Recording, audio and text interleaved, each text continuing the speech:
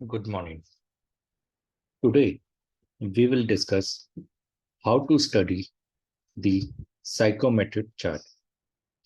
The psychometric chart is basically used to determine the different properties of moist air. So let us see how these properties can be determined. Firstly, सबसे पहले ये जो psychometric chart होता है ये होता है अपने ड्राई बल्ब टेम्परेचर और ह्यूमिडिटी रेशियो के बीच में।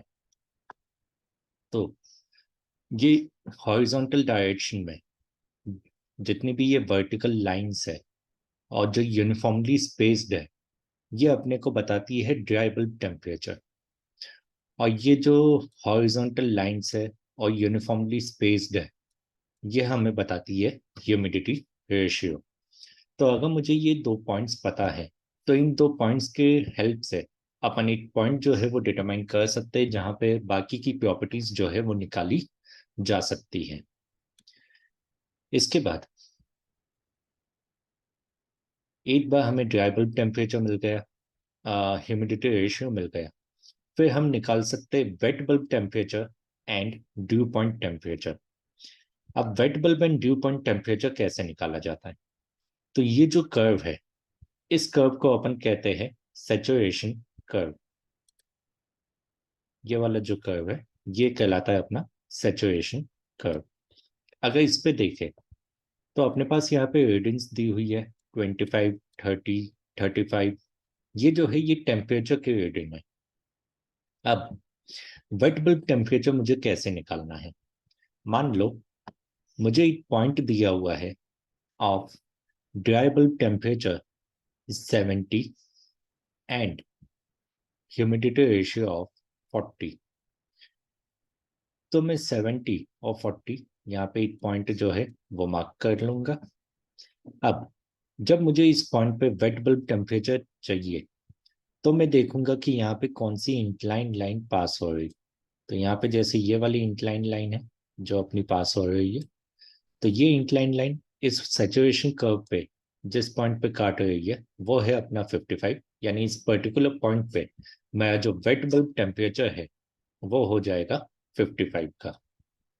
अब अगर मुझे यहाँ पे ड्यू पॉइंट टेम्परेचर निकालना है तो मैं इस पॉइंट से एक हॉरिजॉन्टल लाइन बनाऊंगा टुवर्ड्स लेफ्ट डायरेक्शन। तो यहाँ से मैंने एक हॉरिजॉन्टल लाइन बनाई टुवर्ड्स लेफ्ट।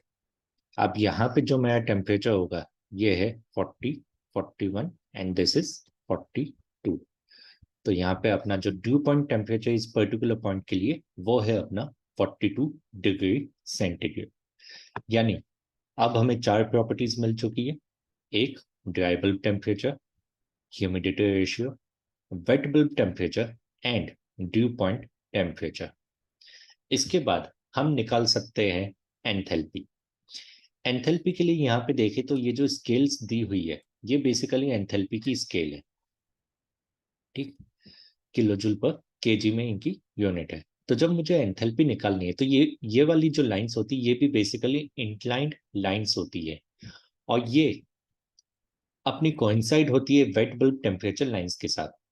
तो जैसे अगर अपन सेम पॉइंट ले और इसी पॉइंट पे अगर अपन चाहते हैं कि एंथैल्पी को निकाले तो ये जो इंक्लाइंड लाइन अपन ने बनाई थी इसी लाइन को थोड़ा सा और एक्सटेंड करो और एंथैल्पी स्केल पे चले जाओ। तो जैसे ही अपन एंथैल्पी स्केल पे जाएंगे तो वहां पे ये जो जहां भी कोइंसाइड हो रही होगी वो अपना हो जाएगा एंथैल्पी की रीडिंग। जैसे यहाँ पे ये हो रही 20 और 25 के बीच में। सो 20, 21, 22, 23। तो इस पर्टिकुलर पॉइंट पे मेरी जो एंथैल्पी की रीडिंग आएगी वो होगी 23 किलो जूल पर केजी। तो एंथैल्पी भी मुझे मिल गई। अब एंथैल्पी के बाद मैं एक और चीज यहाँ पे डिटरमाइन कर सकता हूँ, वो है अपनी रिलेटिव ह्यूमिडिटी यानी कि फाई। अब ये फाई को कैसे डिटरमाइन करना है?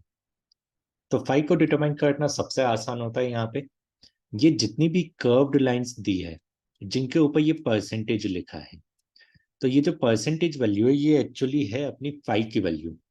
तो जैसे अगर मुझे अपने को इस पॉइंट पे निकालना है तो ये पॉइंट किसके बीच में आ रहा है अपना? ये आ रहा है 40 और 30% के बीच में।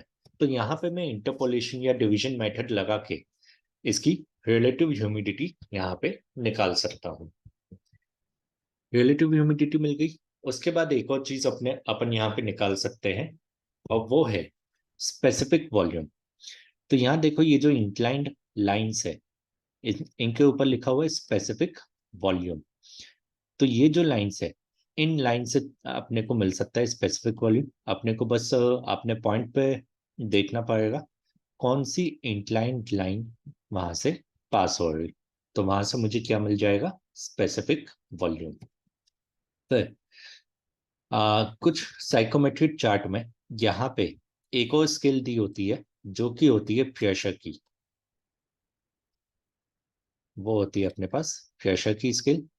तो अगर तुम्हें कोई भी पॉइंट पता है, उस पॉइंट पे अगर मैं चाहता हूँ कि पार्शियल प्रेशर में निकाल पाऊँ, तो कुछ नहीं करना, ये जो हॉरिजॉन्टल लाइन अपन ने बनाई थी ड्यू पॉइंट के लिए, इसी को और एक्सटेंड कर लेंगे।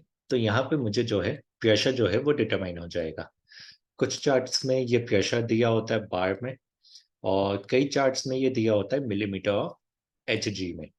तो मिलीमीटर ऑफ एच जी में अगर दिया हुआ है, तो उसको अपने को बार में या पास्कल में कन्वर्ट करना पड़ेगा, जैसा कि अपने को न्यूमेरिकल में पूछा होगा, उस हिसाब से यहाँ पे यूनिट डिसाइड होगी।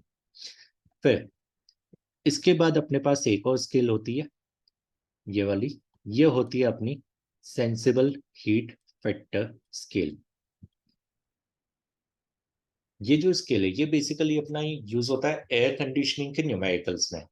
तो एयर कंडीशनिंग के जब न्यूमेरिकल्स आते हैं, तो वहां पे सबसे पहले तो अपने को फ्लो चार्ट बनाना पड़ता है। उस फ्लो चार्ट से अपने को डिटरमाइन होता है कि कौन सा प्रोसेस यहाँ पे फॉलो किया जा रहा है। प्रोसेस आइडेंटिफाई होने के बाद अपने पॉइंट्स वहां डिटरमाइन होते हैं, और फिर अपन निकालते हैं सेंसिबल हीट फैक्टर। तो सेंसिबल हीट फैक्टर जैसे ही अपने को मिल जाता है, सेंसिबल हीट फैक्टर का मतलब होता है sensible heat upon total heat. तो ये दो टाइप से निकाला जा सकता है, जो हमने क्लास में डिस्कस किया हुआ है। तो सेंसिबल हीट फैक्टर जैसे ही मिल जाता है, तो सेंसिबल हीट फैक्टर से अपनी एक हॉरिजॉन्टल लाइन निकलती है, जो कि तुम्हारा जो भी ड्राई बल्ब या वेट बल्ब टेम्परेचर दिया होगा, उसके साथ जहां भी कोइंसाइड होगी, वहां पे अपना पॉइंट डिटरमाइन हो जाता है। तो ये अपने लोड कैलकुलेशंस में काफी ज्यादा काम आता है, specially in case of air conditioning. तो ये इतनी चीजें, इतनी प्रॉपर्टीज जो है वो अपन साइकोमेट्रिक चार्ट से जो है डिटरमाइन कर सकते हैं। और अगर अपने पास साइकोमेट्रिक चार्ट है, तो ऑब्वियस बात है, ये प्रॉपर्टीज के कैलकुलेशन में जो अपना टाइम जाता है, वो काफी ज्यादा टाइम अपना यहाँ पे सेव हो सकता है। Thank you.